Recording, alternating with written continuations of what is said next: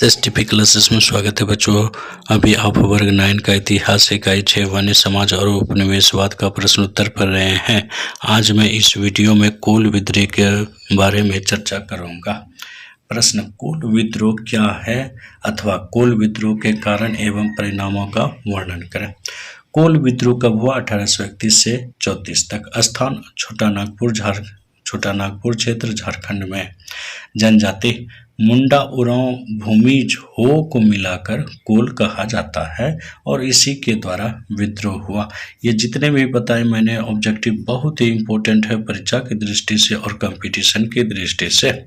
कोल विद्रोह के कारण एवं परिणाम इस प्रकार हैं। विद्रोह की शुरुआत। कोल विद्रोह की शुरुआत एक बार कर लीजिएगा। कोल विद्रोह की शुरुआत छोटा नागपुर क्षेत्र में मुंडा उरांव एवं अन्य जनजातियों के द्वारा सन 1831 ईस्वी में हुआ। यह विद्रोह 1834 ईस्वी तक चला। विद्रोह के कारण भारत के इतिहास में इस विद्रोह की एक अलग महत्ता है। लगान। प्रारंभ से ही यह जनजाति शांतिपूर्ण कबीलाई जीवन व्यतीत कर रही थी। बाद में अंग्रेजों की लगान व्यवस्था एवं शोषण नीति उनके जमींदारों द्वारा उन पर लागू कराया गया। तब कोलों ने जमींदार के रूप में मानकी या महतो का विरोध किया। उनके कबीले की प्रथा के अनुसार धर्मनिरपेक्ष कार्यों के संपादन के लिए पाहन नामक पद सृजित किया गया। मानकी या महतो उनकी सहायता के लिए बनाए गए थे। ये मानकी जो कभी कोलों की सहयोगी हुआ करता था, अंग्रेजों की नीति के कारण जमींदार बन बैठे और लगान नहीं चुकाने के कारण उनका सामाजिक तथा आर्थिक शोषण करना प्रारंभ किए। अर्थात आपका जो है मानकी महतो पहले कोल ही थे, लेकिन अंग्रेजों की सहायता से वे क्या बन गए? जमींदार, और अपने ही लोगों को परेशान करने लगे।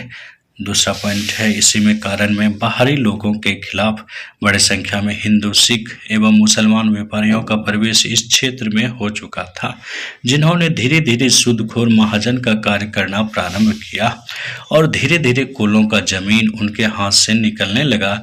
ऐसी स्थिति में जल्द ही जमींदार और दीकू किसे कहते हैं? गैर आदिवासी या बाहरी लोगों के खिलाफ कोलों ने विद्रोह किया। अगला पॉइंट है कोल विद्रोह के नेता। विद्रोह का नेतृत्व बिंद राय, मानकी, सिंध राय, बंदगांव के मानकी, सिंह राय, कुचांग के मानकी, लखीदास, दसाई मानकी, काटे सरदार, खाणू पातर, मोहन मानकी, सागर मानकी, सुरगा मुंडा, नागो पाहन, बुद्धू भगत, जुआ भगत, भूतनाथ शाही, दाखिन शाही, मदारा महतो, बुली महतो ने किया। अब देखते हैं इस विद्रोह में क्या हुए। इस विद्रोह की लपट पलामू क्षेत्र में फैलनी शुरू हुई। अनुमानतः 800 से 1000 आदमी इस विद्रोह में मारे गए। जब कोल विद्रोह ने तीव्र धारण किया तब अंग्रेजों का ध्यान इस तरह आकर्षित हुआ।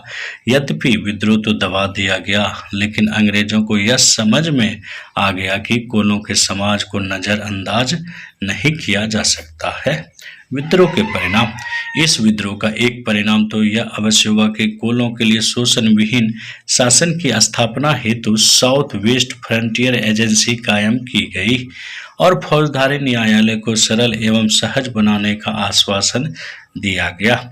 आगे चलकर ये कोल भारत की स्वतंत्रता आंदोलन में प्रेरणा के महत्वपूर्ण स्रोत के रूप में साबित हुए। इस प्रकार ये कैसी लगी जानकारी कमेंट में हमें जरूर बतावे बच्चों। बहुत बहुत